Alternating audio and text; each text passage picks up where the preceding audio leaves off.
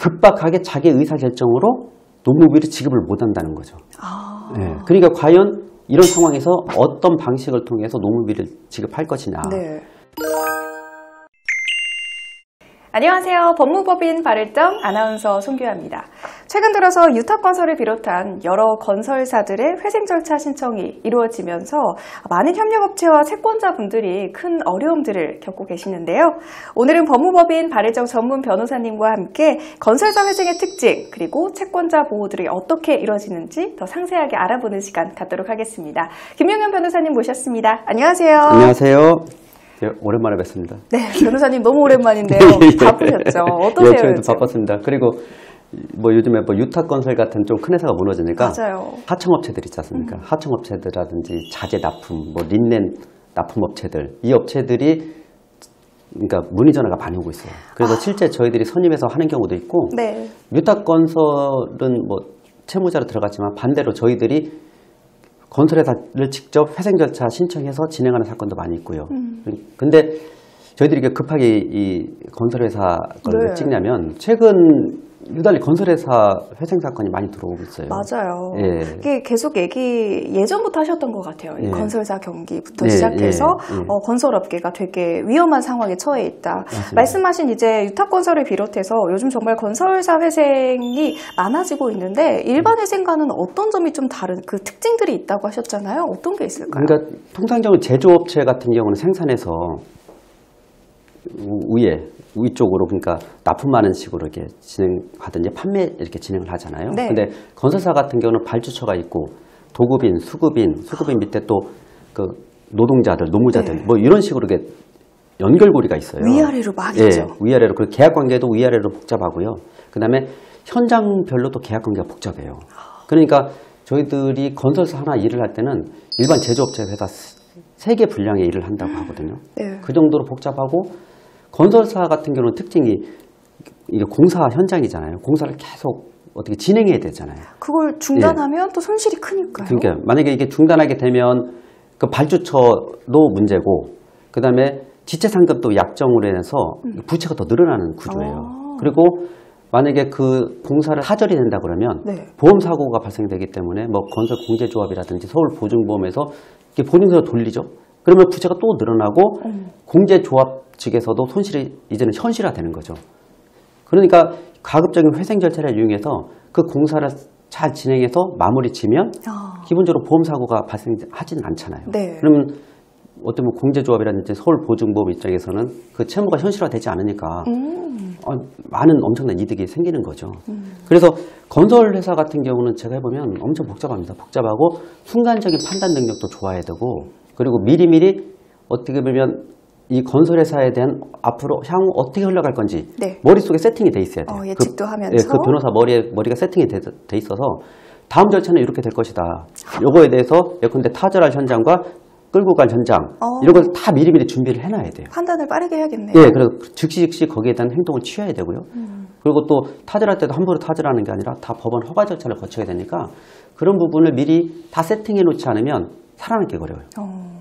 그러니까 그리고 만약에 뭐 꾸역꾸역해서 살아남았다고 가정을 하더라도 이렇게 절차가 미흡하고 문제가 생기면 이미 그 현장은 다 망가져 있죠. 그리고 노무자들 다 떠나져 있죠. 그러니까 그 공사를 진행할 수가 없고 결국에는 잘 된다고 해서 잘 된 게 아닌 꼴이 되는 거죠.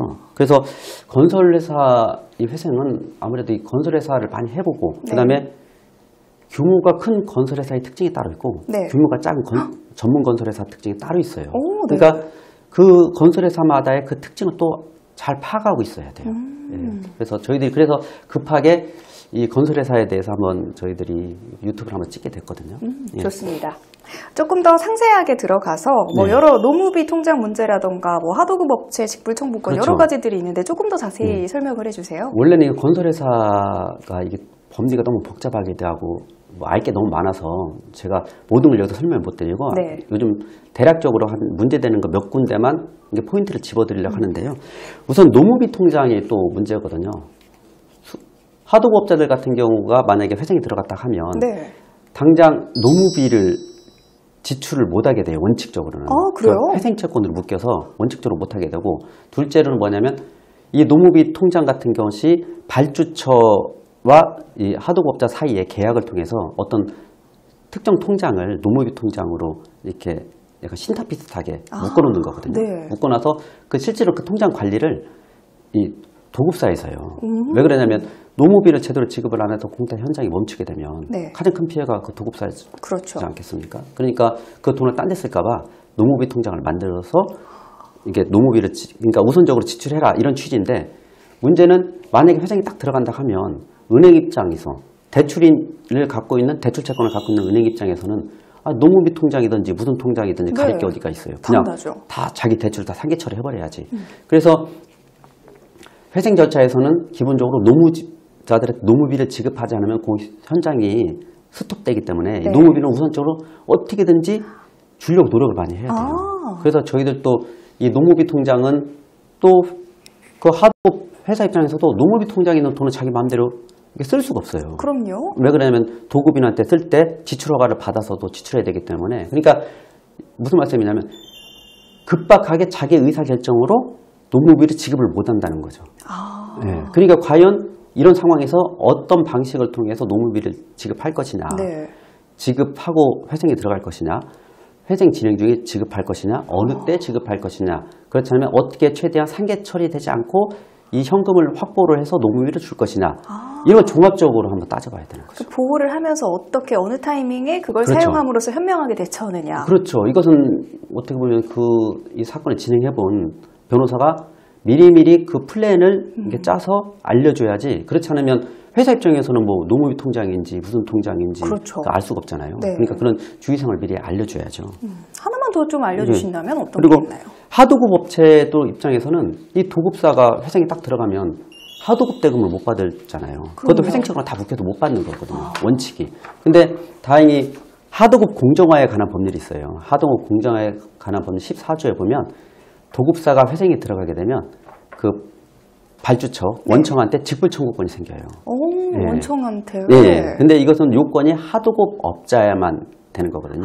그러니까 하도급이라는 개념을 이제는 또 파악을 해야죠. 그렇죠. 어떤 사람은 레미콘을 납품해서 과연 레미콘이 하도급인지, 어떤 때는 뭐 가설제를 납품해서 가설제가 하도급인지, 어떤 때는 뭐 용역을 제공해서 용역이 하도급인지. 그러니까 하도급 공정화에 관한 법률에 따라서 직불 청구권이 생기긴 생기는데 과연 내가 대상이 되는지를 또 판단해야 되고, 그 다음에 하도급 공정화에 관한 법률에서 하도급 직불 청구했을 때 과연 이 회생 절차에서 회생 채권은 어떻게 되는 건지 이걸 종합적으로 판단해 봐야 돼요. 그러니까 여러모로 좀 한번 따져보셔야 된다는 것을 제가 오늘 말씀을 드리고요. 그것은 케이스마다 다 다르겠죠. 좋습니다. 그 다음에 또 선급금 같은 경우도 많이 있어요. 선급금 같은 경우도 건설회사 같은 경우는 이 공사 규모가 크니까 이 도급이나 발주처에서 선급금을 먼저 내려주거든요. 네. 선급금 내려주면 이 도급사나 발주처 입장에서는 선급금 받고 공사를 안 할 수가 있잖아요. 그러니까 선급금 보증서도 또 끊어서 발주처나 도급사에 갖다 주기도 하고. 그러니까 선급금 문제도 회생 절차에서는 큰 이슈가 돼요. 그러니까 이걸 선급금으로 볼 거냐, 기선금으로 볼 거냐, 그다음에 선급금이 되면 회생돼서 공익채권이냐, 회생채권이냐, 네. 그 과연 선급금의 범위가 어디냐 이런 부분에 또 쟁점이 많이 있거든요. 그러니까 저희도 또 이런 자문이 많이 오는데 그런 자문을 단순히 의뢰인 입장에서는 그러니까 뭐 쉽게 선급금이다 표현을 하는데 알고 보면 그게 아닐 수도 있는 거죠. 그러니까 다 따져봐야 되는 거예요. 그런 부분 한번 좀 오늘 또 말씀드려보고 싶고요. 네. 예. 그다음에 지금 유탁건설 대표적 유탁건설로 최근에 저희들이 자문이 많이 오는 게 그런 겁니다. 그래 회생 신청 전에 뭐 자재 납품했다, 뭐 린넨을 납품했다, 뭐 용역을 납품했다, 뭐 그런 경우는 많이 있겠죠. 회생 들어가기 직전까지는 잘 몰랐으니까. 근데 회생 들어가기 직전에 그런 납품을 받은 것 자체가 사기냐 아니냐 뭐 이런 쟁점은 많이 있어요, 실제. 그런 것도요? 예. 왜 그러냐면 통장 회생 들어갈 때 내일 눈 뜨자마자 갑자기 들어가는 게 아니잖아요. 보통 그 회사들 같은 경우 재무 담당자들은 자금 흐름을 보면 이건 도저히 다음 달에 못 넘긴다. 그 예측이 가능하잖아요. 그렇죠. 예측이 가능하니까 경영진과 협의하에 긴급하게 회생 들어가는 경우가 상당히 많고요. 장기간에 계획해서 들어가는 데는 거의 없어요. 제가 보기에는. 왜 그러면 장기간에 계획할 수도 없고 그렇죠. 통상적으로는 어떻게든지 회생 안 들어가려고 하거든요. 그래서 급하게 파악했을 때 재무 담당자랑 했을 때 회생이 들어가자. 근데 그렇지만 그 최소한 협의도 한 일주일은 할 거 아니에요. 네. 뭐 눈 뜨자마자 그날 저녁에 해서 그 다음날 들어가지는 않을 되는 게 거잖아요. 아니니까. 한 3, 4일이라도 협의할 테고. 그러면 과연 회생 직전 3, 4일 전에 납품한 건 어떻게 되냐. 이게 사기냐 뭐냐 이런 문제가 생기죠. 왜 그러냐면 회생 들어갈 게 뻔히 아는데 그렇죠. 알고도 왜 납품을 받아? 그럼 납품한 이 사람 입장에서는 얼마나 화가 나겠어요. 그렇죠. 그런 부분이 좀 큰 이슈가 되고 이것은 통상적으로 많은 이슈가 돼요. 근데 문제는 뭐냐면 회생 신청한 이후에도 개시결정 전까지 납품받은 거. 이게 문제죠. 그러니까 아까 대표적으로 제가 하는 회사는 그 유탑에서도 그 호텔 같은 것을 운영을 하는데 거기다가 네. 그 린넨 용역을 납품을 해요. 그러니까 린넨을 수거해서 세탁을 하고 다시 네. 납품하고 어떤 데는 거기다가 식자재도 납품하고 그쵸. 뭐 이런 식이 많이 있거든요. 그럼 회생 신청 들어간 이후에는 어떻게 해야 되겠어요? 회생 신청가 들어간 이후에는 회생 개시 결정이 날지 안 날지 모르니까 네. 원래는 올스톱하고 납품을 받으면 안 되죠. 왜 그러냐면 회생이 개시 결정이 안 되면 어떻게 돼요? 파산 그렇죠. 망하는 거잖아요. 그러면 돈도 안 줄 걸 뻔히 알면서 그걸 왜 납품을 받아요? 당연히 문제가 되는 네. 거죠. 근데 통상적으로 회생 절차를 신청했다는 것은 어떻게든지 회사를 살리겠다는 의지가 있는 사람들이잖아요. 그것도 또 그렇죠. 그렇잖아요. 그러니까 호텔이든지 무슨 뭐 건설도 그렇고 그렇지만 계속적으로 매일매일 이렇게 계약이 체결된 게 있잖아요. 납품 계약. 맞아요. 이런 것은 중단할 수가 없어요. 왜 그러면 식자재도 납품을 중단한 즉시 그 손님한테 음식을 영향이 제공을 가니까. 못 하잖아요. 네. 그리고 빨래도 그렇잖아요. 린넨 뭐 이런 것도 마찬가지고. 마찬가지잖아요. 그러니까 대부분 어떻게 하냐, 아유, 납품하세요. 우리가 법원 그냥 잘 얘기해서 허가받아서 줄게요. 이렇게 하고 납품을 안 받는단 말이죠. 근데 막상 개시결정이 딱 나면 또 어떻게 되냐. 네. 말이 딱 바뀌어서 아니 그 개시결정 전에 납품한 것은 우리가 못 준 건 참 미안하지만 어머. 이거 회생채권이다. 네. 회생채권이라서 줄 수가 없다. 뭐 이런 입장을 딱 선회한단 말이죠. 그러니까 법리적으로 그게 맞는 얘기예요. 네. 법리적으로 맞는 얘기지만 현실적으로 맞는 얘기는 아니에요. 그렇죠. 그리고 법리적으로 FM적으로 따져서 맞는 얘기가 아니에요. 왜 그러냐면 회생 신청 후 보전 처분 이후에는 채무 발생이 원칙적으로 안 돼요. 근데 봐요. 식자재든지 린넨든지 외상으로 납품시키잖아요. 네. 한 달 동안. 그게 채무 발생 행위거든요. 근데 그것을 법원의 허가를 받고 해야 돼요. 채무 발생 행위를. 근데 법원 허가를 못 받죠. 네. 왜 못 받냐? 너무 급박하기 때문에. 그렇죠. 시간도 없고 뭐 린넨 뭐 식자재 이런 것을 납품 받겠다. 외상으로. 이런 허가서를 올리고 법원에서 허가서 나오고 하는데 시간이 꽤 걸려요. 그렇구나. 그러면 그때 딱 예컨대 가령 대표적으로 급박한 음식 같은 게 있는데 병원이라고 가정했을 때 네. 병원을 가정했을 때 그 음식을 공급 안 하면 환자가 뭐 큰 사고가 날 수도 그렇죠. 있잖아요. 그러니까 어쩔 수 없이 받는 거죠. 그러니까 그게 엄밀히 따지면 법원에서도 그런 부분은 빨리빨리 허가를 받아서 내보내줘야 돼요. 왜 그러냐면 어떻게 보면 이것은 그 사람을 두 번 죽이는 꼴이잖아요. 그렇죠. 예, 아니 그러면 회생 신청 들어가면 이미 회생 신청 들어갔던 걸 뻔히 알면서 납품 받으면 안 되는데 납품 받아놓고 그때 나중에 개시결정 나서는 나 참 모르겠는데 법원에서는 이거 회생 채권이라 주지 말해. 이건 사람 완전 두 번 죽이는 거, 약 올리는 거죠. 그런 현실적인 또 문제들이 있네요. 문제죠. 그래서 저희들 같은 경우는 그 부분도 저희들 나름대로 노하우를 이용해서 받아내 드리려고 최대한 노력을 하고 있습니다. 좋네요. 예. 노하우. 이제 마지막으로 이런 유탑건설과 같은 종합건설뿐만 아니라 전문 건설 업체들도 경영 악화로 회생 절차를 신청하는 사례가 좀 증가하고 있잖아요. 그렇죠. 요즘에 전문 건설 업체도 제가 선임해서 회생 절차를 많이 진행하고 있거든요. 전문 건설 업체도 이 종합 건설 회사들이 어려워지니까 자기들도 이제 힘든 거예요. 힘들어서 그 몇 개 현장을 여러 가지 현장이 있는데 그 현장에서 한 곳에서 이렇게 손실이 나게 되면 네.